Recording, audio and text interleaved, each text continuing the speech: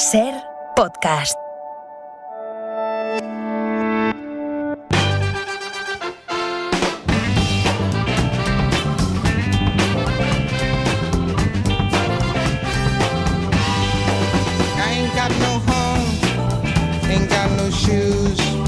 Ain't got no money, ain't got no class, ain't got no friends, ain't got no schooling, ain't got no work, ain't got no job, ain't got no mind,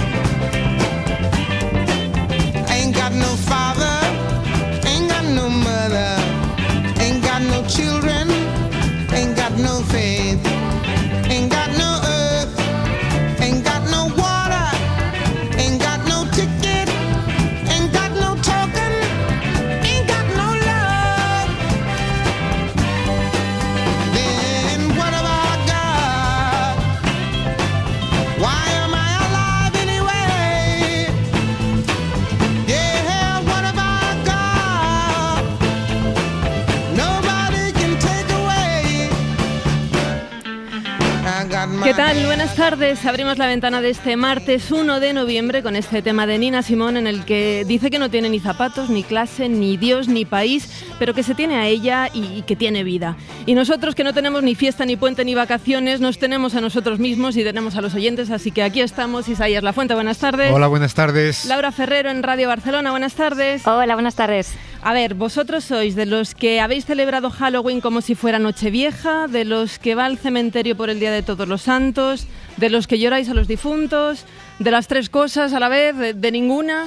Yo no celebro Halloween, hace mucho que no voy a un cementerio por el Día de los Santos, y sí que a los difuntos, a los que nos dejaron, pues me gusta recordarlos, pero no necesito un día como el de hoy, que tendría que ser mañana, por cierto, porque el Día de Difuntos es mañana, día 2. Yo no sé por qué no trasladamos definitivamente la fiesta del 1 al 2, porque hoy lo que celebramos es el Día de Todos los Santos. Nosotros somos unos santos que nos ha tocado trabajar hoy. Laura, ¿tú? Yo la verdad que tampoco celebro Halloween. Aquí la verdad que mis memorias de infancia son la castañada. Aquí siempre comíamos castañas, panayets y moniatos por este día, y la verdad que lo de ir a los cementerios tampoco. Pero mira, justamente estos días estoy leyendo un libro que se llama Caminaré sobre tu tumba, de la escritora argentina Mariana Enríquez, y que se define como catadora de cementerios. Ajá. Y en el libro justamente ella va dando pues paseos por cementerios a lo largo del mundo, ¿no? Desde Italia, Nueva Orleans o San Sebastián, y pensaba estos días que tenía que empezar a perder un poco el respeto a los cementerios, porque bueno, del libro de Mariana lo que saco sobre todo que es que los cementerios son máquinas de contar historias, cosa que yo siempre lo había relacionado un poco pues con la tristeza, ¿no? Vamos a hablar de eso. Además, a ti creo que te inquieta a esta gente a la que disfruta pasando miedo. Bueno, me inquieta muchísimo todo el fenómeno de las películas de terror, porque es que además por estos días de Todos los Santos yo creo que todos vemos en cualquier plataforma la recopilación, yo qué sé, de las películas más aterradoras de la historia, la serie con la que no podrás dormir, bueno, este tipo de recopilaciones, ¿no? Se llamen como se llamen. Entonces, claro, llega el momento de reconocer que yo es que a lo largo de mi vida he visto una única película de miedo, ¿Solo? El Resplandor. No, solo Isaías, y tuve suficiente. Uh-huh. O sea, mi relación con el terror terminó allí, porque además yo recuerdo siendo niña estos anuncios de Poltergeist o de Freddy Krueger que me aterraban totalmente. Entonces, lo curioso es que en mi familia han sido toda la vida de ver películas de absoluto terror y de comentarlas en la sobremesa, ¿no? A mí, sí, entonces nos juntamos y es como muy cotidiana la costumbre de que mi hermano pues cuente la última que ha visto, mi madre se suma, detalles escabrosos, y pienso, ¿y yo en qué momento he crecido en la misma casa que ellos, y a mí qué me ha pasado para que me produzcan este terror pero de no poder dormir? Uh-huh. Así que me inquieta mucho todo este fenómeno. A mí en general las películas de miedo no me gustan mucho, tampoco me disgustan, pero no suelo ir a verlas. Ahora, solamente tengo el recuerdo de un día en el que salí de una sesión de cine y me volví a meter a la siguiente después de ver la película del Exorcista. Claro, es que no hay que verla, Isaías. Yo tuve una época que iba al cine a ver estas películas coreanas en las que los fantasmas tienen el pelo por la cabeza. Sí. Y hubo un momento que ya dejé de ir, pero no sé muy bien por qué. No sé qué es lo que produce el miedo en los cerebros, así que vamos a preguntárselo a la psicóloga Elena Dapra. Elena, buenas tardes. Hola, buenas tardes. ¿Qué le pasa a nuestras cabezas cuando sentimos miedo? Pues a ver, primero habría que explicar que el miedo es una respuesta adaptativa, en realidad. Claro. Es una respuesta adaptativa cuando una persona siente un estímulo como una amenaza. ¿Eso qué hace? Pues hace que la amígdala, esa cosita que tenemos en el cerebro, pequeñita, que es la que regula las emociones, se active y a su vez activa las áreas del cerebro para que nuestro cuerpo se prepare para la huida o para el afrontamiento, que de hecho son las dos reacciones que nosotros explicamos en psicoterapia, que se pueden tener, y que la de huida mantiene normalmente los problemas y la de afrontamiento es la que nos ayuda a ser más sanos. ¿Pero por qué hay gente que disfruta pasando miedo? Pues es curioso, porque lo que se produce es una liberación de hormonas, como son la adrenalina y la noradrenalina, y en el momento en el que nosotros sentimos que la situación la tenemos controlada, es decir, que realmente estamos viendo una película y que realmente estamos teniendo una amenaza que no es real, ¿no? Y nos damos cuenta que no es real, nos sentimos seguros, se produce un alivio. Y entonces se produce la liberación de dopamina, que es el neurotransmisor que nos ayuda a sentir esa sensación de placer, ¿no? Y entonces, en la mente de las personas que no se dan cuenta de eso, o sea, que realmente perciben eso como una amenaza, o sea, ¿por qué hay gente que realmente, ¿no? Como me ocurre, por ejemplo, a mí que os contaba antes, que somos incapaces? ¿Es que hay como algo que no distinguimos bien que eso es ficción? O que te pesa más una cosa que la otra. Yeah. Es decir, te pesa más la sensación de esas hormonas que tienen que ver con el estrés, con esa sensación, que lo que luego vas a liberar después, ¿no? Que es la dopamina. Quizás a lo mejor no es la misma compensación de liberación. Entonces, ahí te pesa más esa parte aversiva, esa parte que no te gusta. Elena, pero la reacción física es idéntica cuando estamos ante un miedo de ficción, ante una película o en el pasaje del terror de un parque de atracciones, que ante una situación real. Es idéntica, pero no, digamos, en la intensidad. Es decir, serían como mini subidones y bajones de hormonas. Entonces, claro, cuando la amenaza es real, el cuerpo se comporta completamente de otra manera, en el sentido de pues provocar la huida o el afrontamiento, y no hay ninguna liberación de dopamina porque la amenaza es real. Cuando no es real, se produce ese bajón, y es ahí donde nos gusta esa sensación. Entonces, por eso se produce esto de ¡ay, qué miedo, qué miedo! Vamos a ver otra película. Claro, es adictivo de alguna manera, ¿no? Claro. Se produce ahí un enganche con esa reacción de subidón de sensación aversiva con bajón de sensación placentera. Pero, Elena, ¿ocurre lo mismo, por ejemplo, en actividades más como de riesgo, como el paracaidismo? No sé, porque digo, ¿a qué te haces adicto en este tipo de situaciones? ¿También es la adrenalina? Sí. De hecho, son las hormonas que confluyen con el estrés, incluso con el odio. O sea, están muy relacionadas. Esas hormonas, digámoslo así, no solo se asocian al miedo, sino que se asocian a muchas situaciones. Cuando yo estoy haciendo deporte, libero adrenalina, y esa sensación puede resultar adictiva, ¿no? De hecho, muchos deportistas lo que dicen es que el deporte es como una adicción. Pues Elena Daprat, muchísimas gracias por esto, asomarte a la ventana, estos minutitos. A vosotros. Gracias.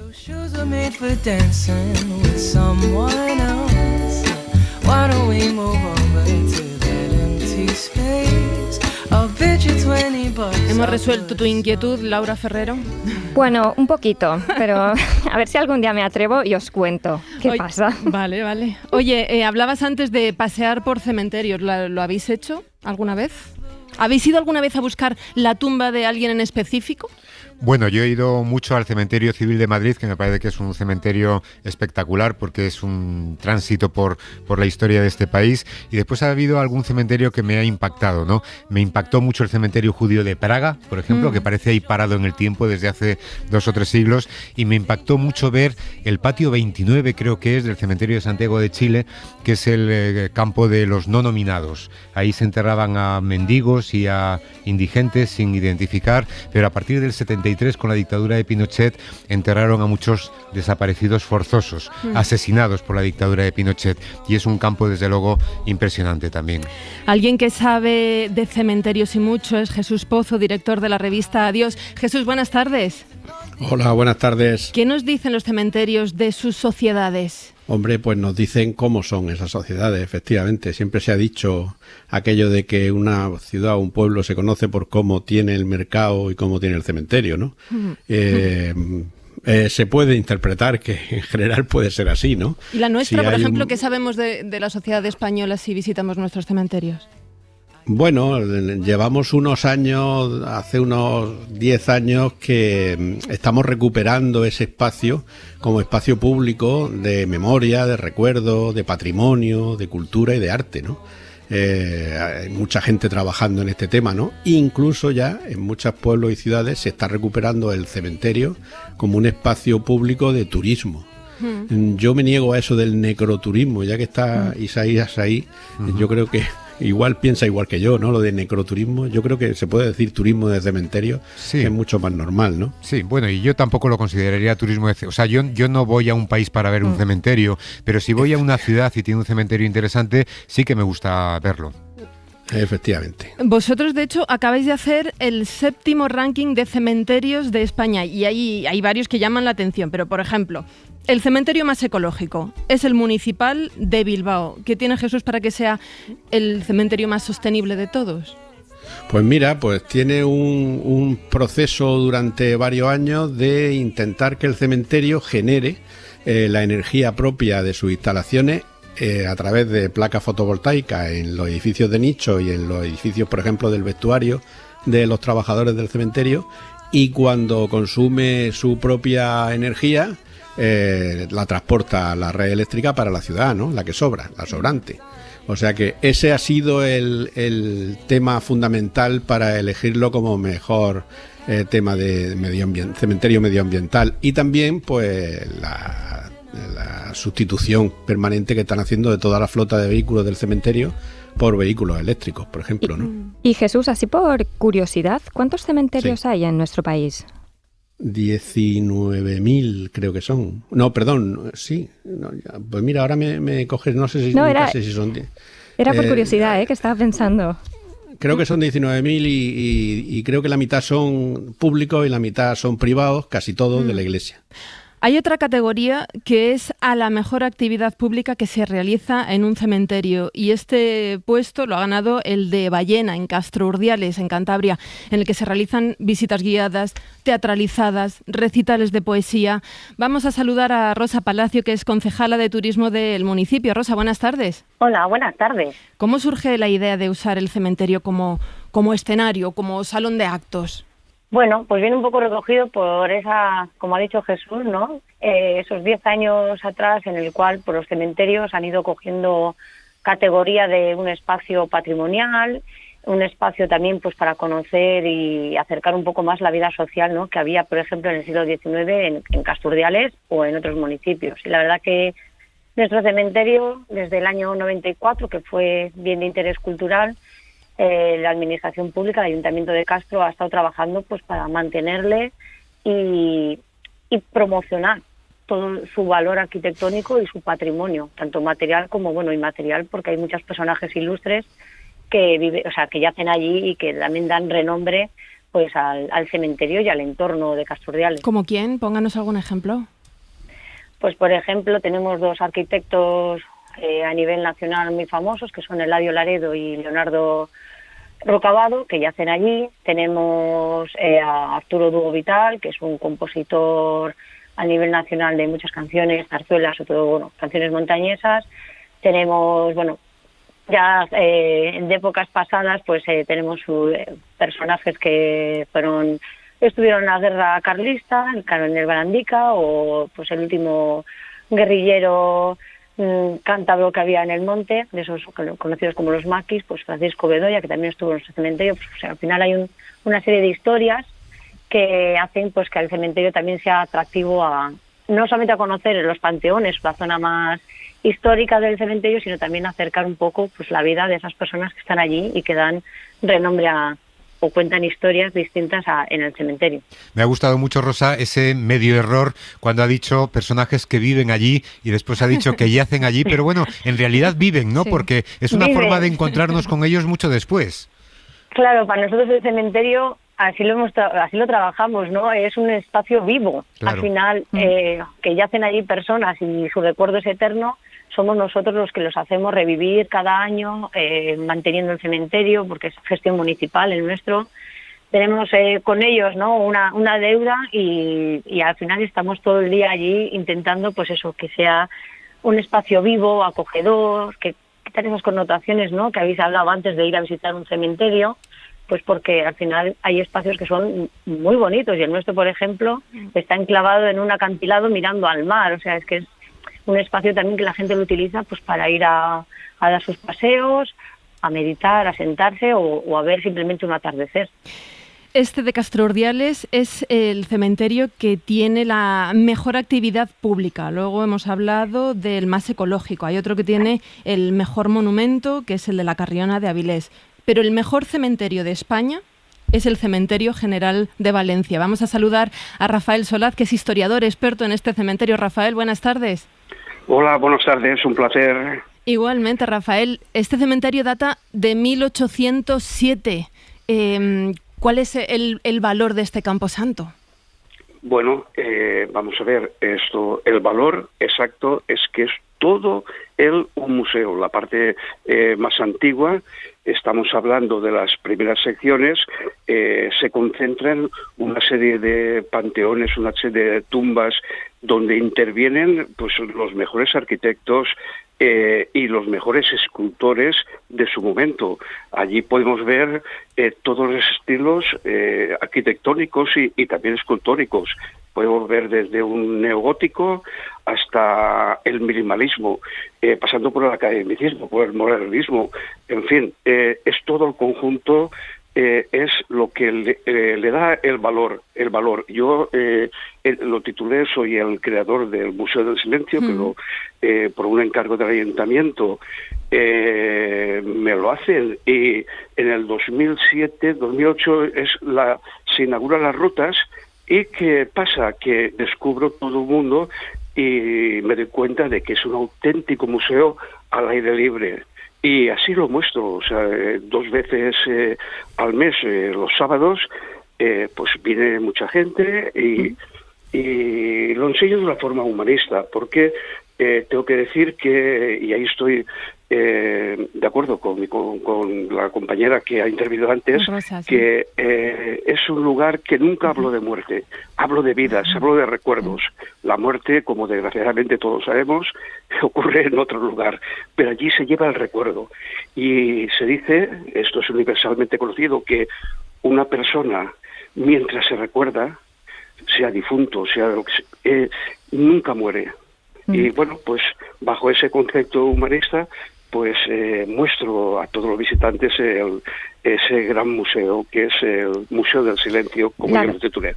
Rafael, la verdad que es precioso el nombre del Museo del Silencio. Cada vez que lo repetías lo pensaba, ¿no? Y me preguntaba, ¿quién acude a estas rutas por el cementerio? ¿Quién es el público que se apunta? ¿Es gente de la comarca? ¿Son extranjeros? Pues básicamente son, en primer lugar, son ciudadanos de Valencia, pero también, como tú bien dices, de la comarca. Extranjeros menos, porque quizá no se ha promocionado a nivel turístico. O sea, que simplemente hay una página web, el visitante se apunta y simplemente decir el número de personas que viene a estar sobre cada visita de unos 40, 45, 50. Hay veces que han venido 80, pero esto es mucho más complicado porque, es un número bastante alto, ¿no?, de asistencias. Pero la verdad es que, mira, hay una cosa muy importante, que luego de realizar la visita, en el momento yo acabo y tal, viene la gente y hay un comentario generalizado, porque me dicen, he visto el cementerio con otros ojos. Mira, efectivamente, los cementerios, ¿sabes qué pasa? Que es un producto de las películas y de la literatura de terror. Ahí no vas a pasar por una tumba que va a salir una mano que coge un pie y tal. No.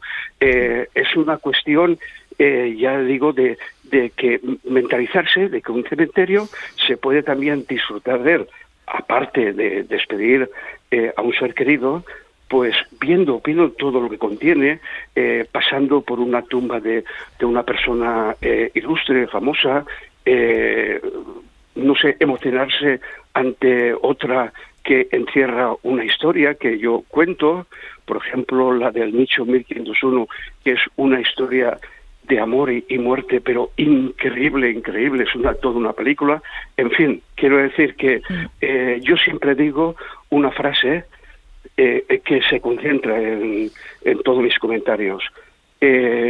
Aquí no hay ningún peligro, aquí no pasa nada, no va a haber una escena de terror ni nada, el peligro siempre está fuera. Estamos hablando de cementerios particulares. Seguro que los oyentes se acuerdan que hace como un mes, el 30 de septiembre, La Ventana se hizo desde Finisterre. Tú fuiste, ¿no, Isaías? Sí, yo fui.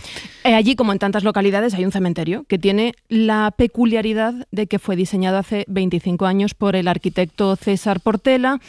Es particular estéticamente, digamos, pero sobre todo porque lleva todo este tiempo sin un solo muerto. Es un cementerio vacío. Nos cuenta la historia nuestro compañero Fran Hermida de Radio Coruña.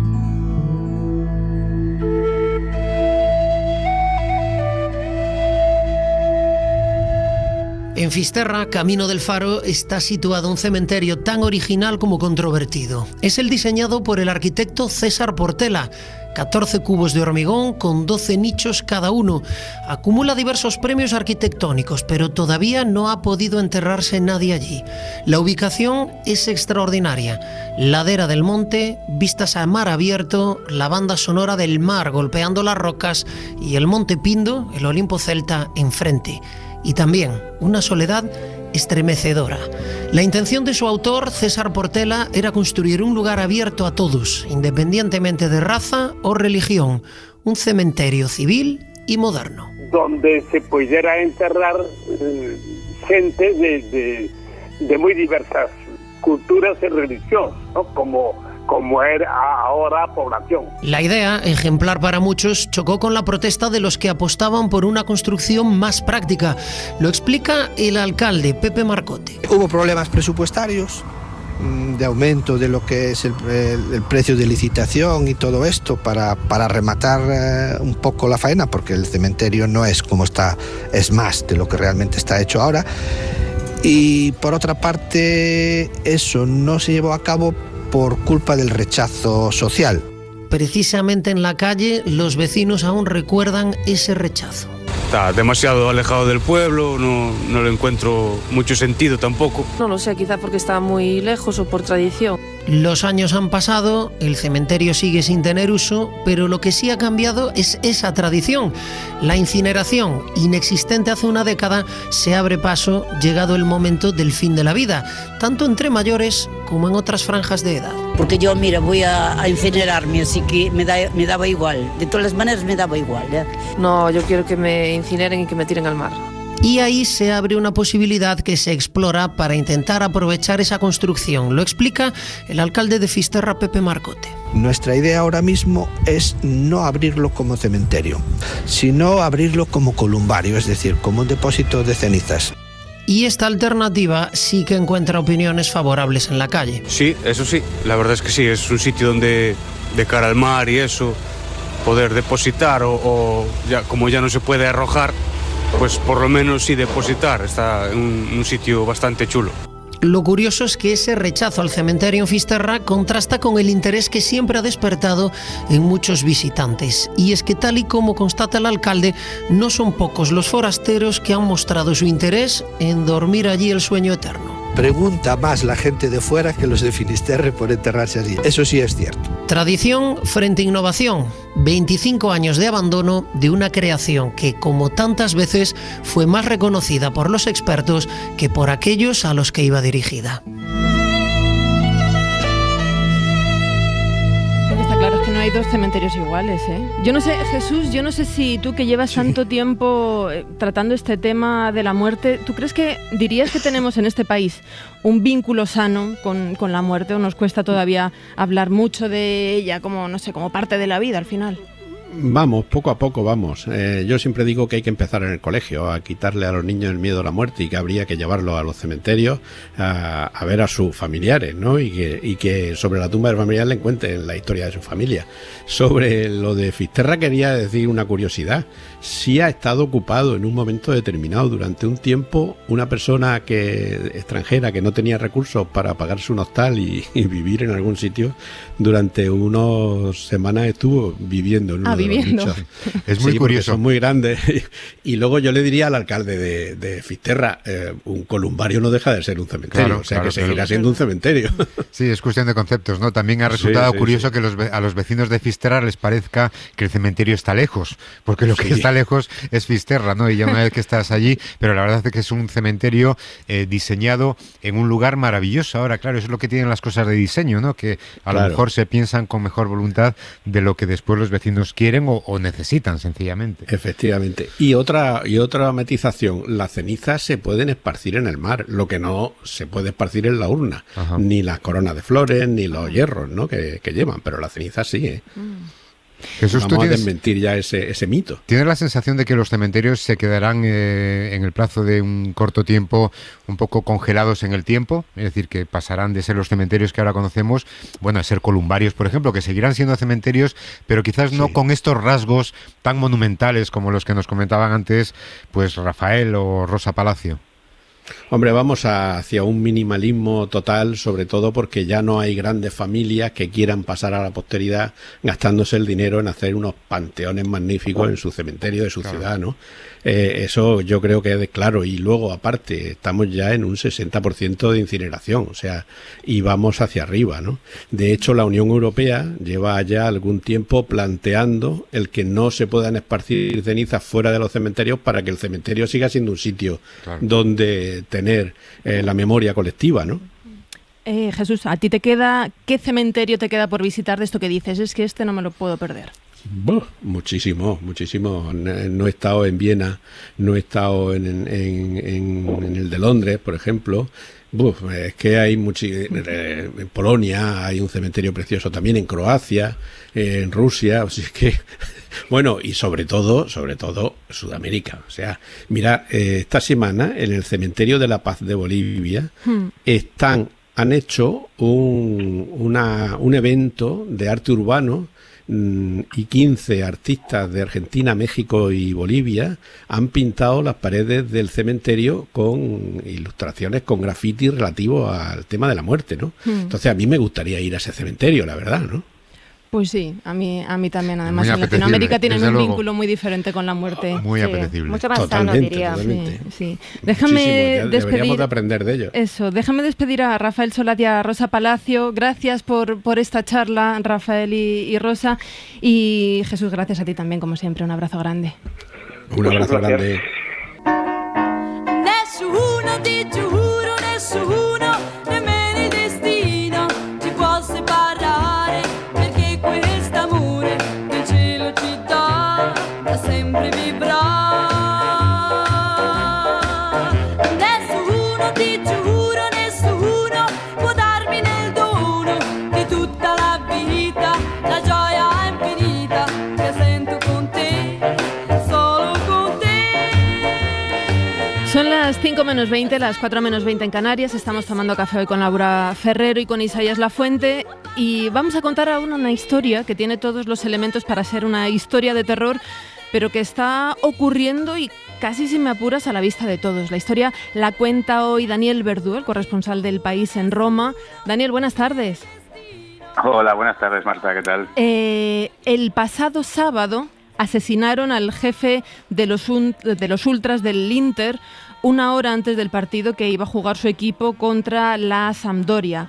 Es el tercer asesinato de este tipo en los últimos años, y esto evidencia, cuentas tú en el reportaje, la infiltración del crimen organizado en el fútbol italiano.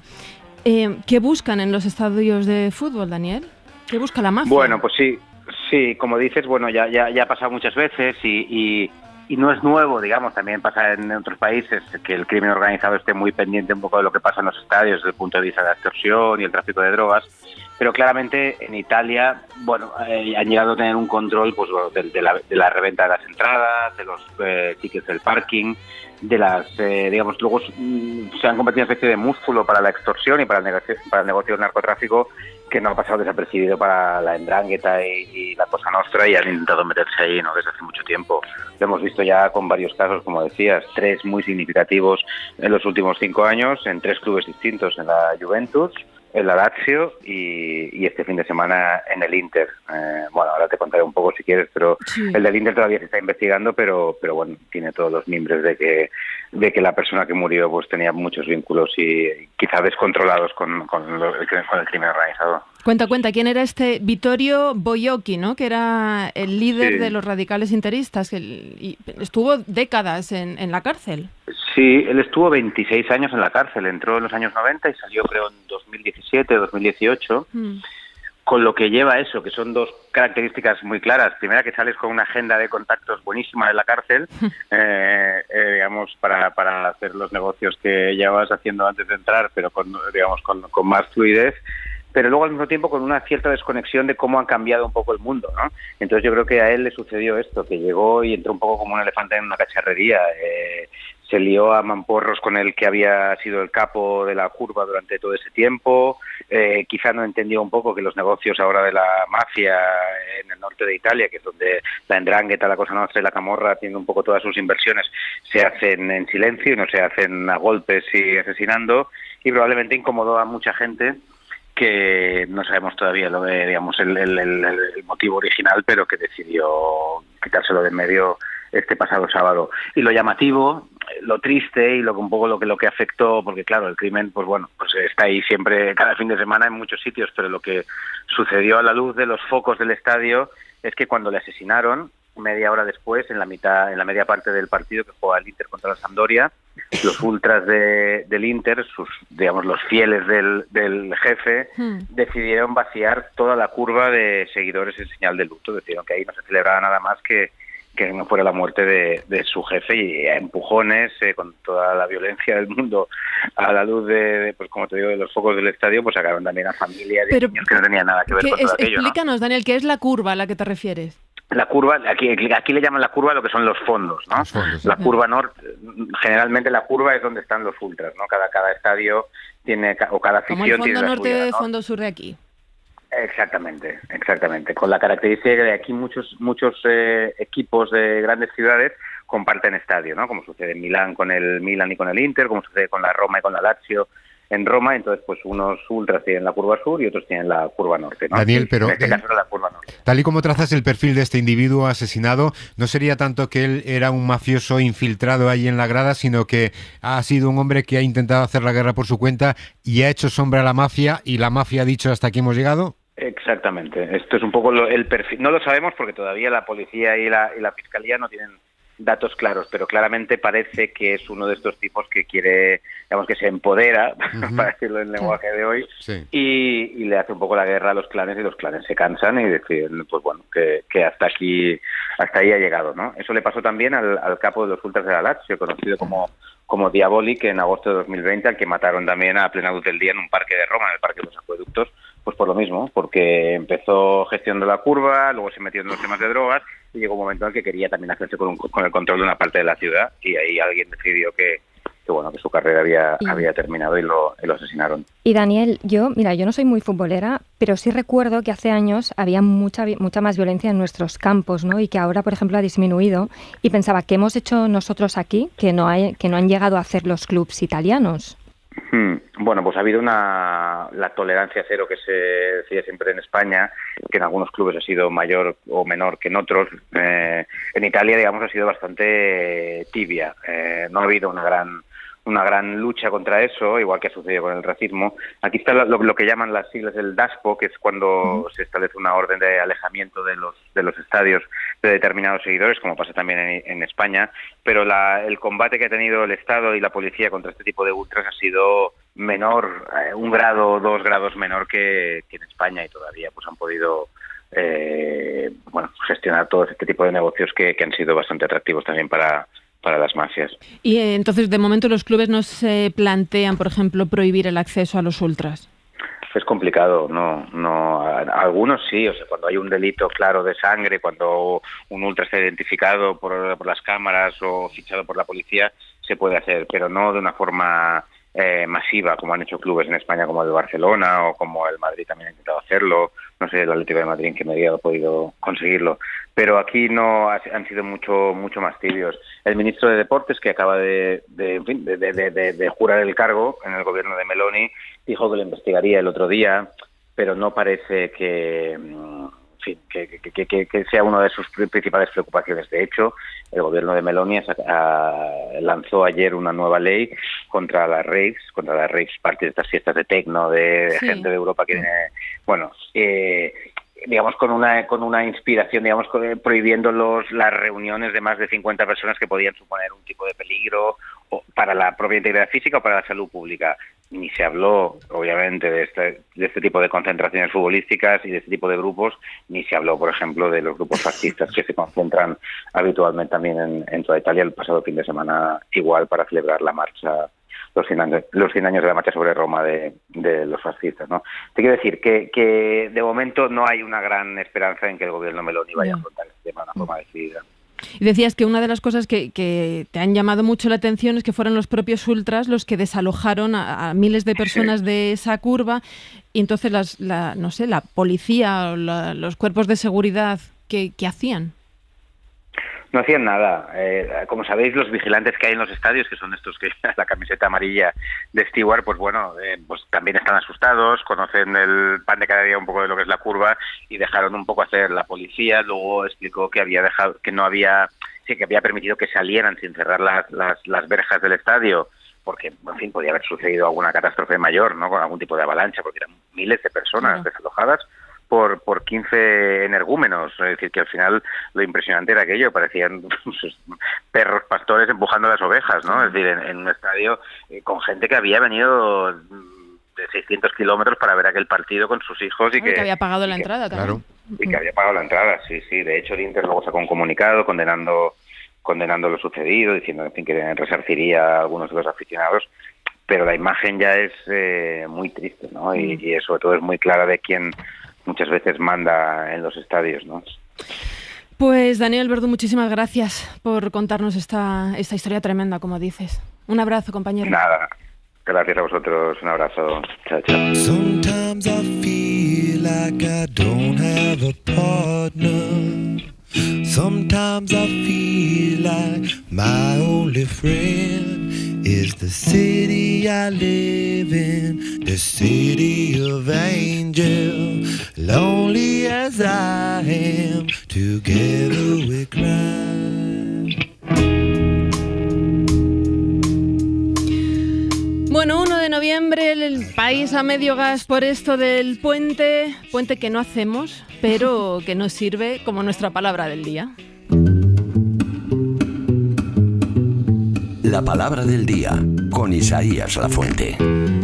Pues sí, hoy que muchos apuran el puente festivo, nos sumergimos en el río de conceptos bautizados con esta palabra en nuestro idioma. Encontramos puentes en todos los sitios, en las prótesis dentales, en los instrumentos de cuerda, en las monturas de las gafas, en los circuitos eléctricos. Tenemos puentes de mando en los barcos, tomamos el puente aéreo para viajar, tendemos o volamos puentes en nuestras relaciones y ponemos puente de plata a quien damos puerta, pero de buenas maneras, eso sí. Son conceptos que nacen de la metáfora, como el referido a estos puentes vacacionales, cuyo primer rastro encontramos hace un siglo, en 1925, cuando el diccionario recogió el concepto de hacer puente. Entonces puente era solo aquel día laborable entre dos días festivos, pero desde 1984 los académicos consideran puente también a ese día sumado a uno festivo que se aprovecha para la vacación, así que una fiesta en el lunes o en un viernes daría lugar, con el diccionario en la mano, también a un puente.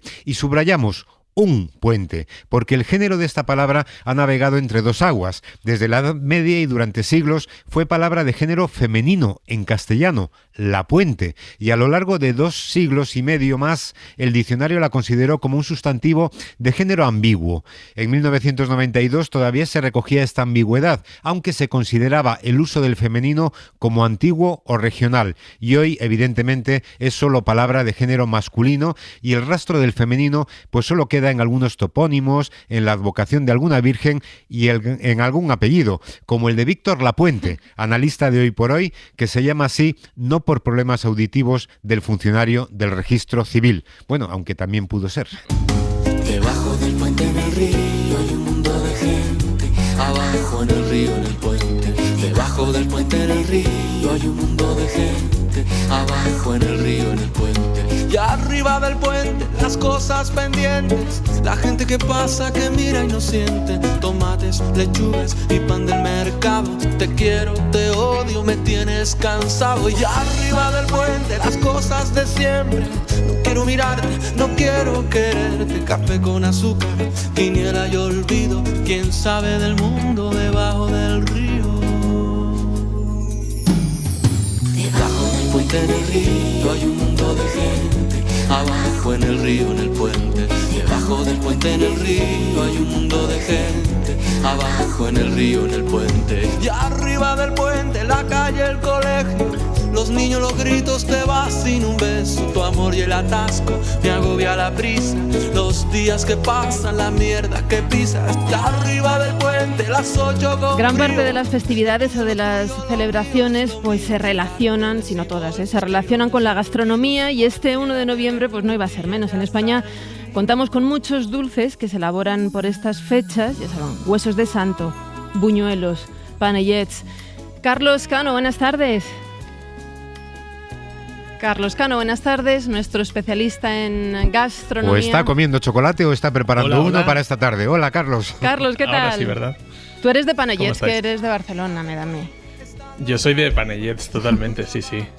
Cada año, además, mi madre me manda una cajita de los que hace ella, y yo a veces ayudo, a veces me los compro, pero sí, totalmente de Panellets. Pues este año me han dicho que se cotizan, porque se hacen con almendra, con piñones, y creo que el precio está por las nubes. Me contaban que están alcanzando los 70 euros el kilo los de piñones. Sí, en realidad han subido mucho en los últimos años. El incremento respecto a 2021 no ha sido tan grande. El Gremi de Pastisería de Barcelona decía que entre el 1 y el 3%, pero sí que es verdad que en años anteriores habían subido ya mucho. Están entre los 60 y los 70 euros el kilo los panellets de piñones, pero yo me he fijado que cada vez hay más pastelerías que en vez de ponerte ese precio por kilo, lo que hacen es decirte cuánto vale por unidad, ¿no? Un panellet por unidad, pues 1,5 euros, 1 euro con 60, con 70, los hay también más caros, ¿no? Pero parece que de esa manera no nos escandaliza tanto el precio, ¿no? 1,5 euros suena mejor que 70. Claro. Oye, nos ha llamado la atención que en las últimas horas un chico catalán de 27 años acaba de recibir el galardón del World Chocolate Masters, con una escultura de un elefante de chocolate gigante. Me llama la atención que sea en España. Que sea un español quien mejor hace el chocolate. ¿La cultura del chocolate está cambiando, Carlos, en nuestro país? Bueno, el consumo de chocolate está cambiando, eso seguro. De entrada aumentó mucho durante la pandemia, ¿no? Un poco ese uso del chocolate como si fuera un pequeño premio. Y es verdad que, como ha pasado con otros productos, nos hemos ido volviendo un poquito más selectos, eligiendo chocolates con mayor pureza, con mayor porcentaje de cacao, con menos azúcar, y también es verdad que han aparecido pues otras empresas alternativas más pequeñas que ofrecen un producto, si quieres, un poquito más cuidado. Ellas se hacen llamar Bean to Bar. No sé si has oído hablar de este movimiento. ¿Bean to Bar? ¿Qué es?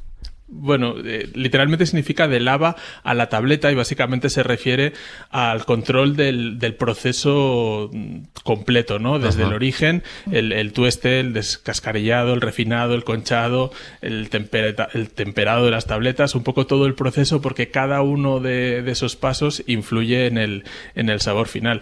Claro, esto es un poco el tema de la producción de chocolate. Lo que tú me comentabas, el premio que ha ganado Lluc Crusellas, ¿no? En el Salón del Chocolate de París. Estamos intentando llamarle, pero está volviendo en este momento de París, donde ha recibido el premio. Y como vuelva con el elefante le va a costar llegar, desde luego, sí. Perdona, bueno, que te he él ha cortado. ganado un premio muy importante que nunca antes había ganado un pastelero español, y tenía varias pruebas en las que tenía que pues hacer en una bombones, en otra otro tipo de creaciones, ¿no? Y la última era una escultura de un elefante de 3 metros, creo que con 200 kilos de chocolate, una prueba para la que llevaba mucho tiempo preparándose y que ha ganado además con mucha diferencia respecto al segundo, que era un francés, lo cual pues tiene muchísimo mérito, la verdad. Pero es que ¿y os imagináis cómo se come ese elefante? Es que yo lo he visto en el vídeo que había y pensaba, qué lástima tiene que dar, ¿no? O sea, porque no hay otra manera de comerse el elefante. Hombre. Yo... ¿Qué piensas, Carlos? no, es que da como pena. No está hecho para comer, sinceramente, ¿no? Para mirarlo. Claro, yo creo que es para Estas lucirse. cosas, yo no sé si es que luego lo funden y lo convierten en tabletas o si realmente se lo... Pasa un poco lo mismo con las monas de Pascua, ¿no? Que son figuras súper bonitas. Esas sí que las rompemos y nos lo acabamos comiendo a trozos, la Sí, verdad. es lo que te iba a decir. Yo le encontraría la manera para hincarle. Sí, además es lo que tú dices, que él pasó varias pruebas y hizo algunos productos que no eran tan espectaculares como el elefante, que digamos es la foto internacional, pero había algunas creaciones maravillosas, ¿no? Como ese chocolate que intentaba imitar la forma del ADN humano. Bueno, una preciosidad, desde luego. Bueno, intentaremos hablar con Lluc Crusellas en otro momento, pero nada. ¿Vosotros sois chocolateros?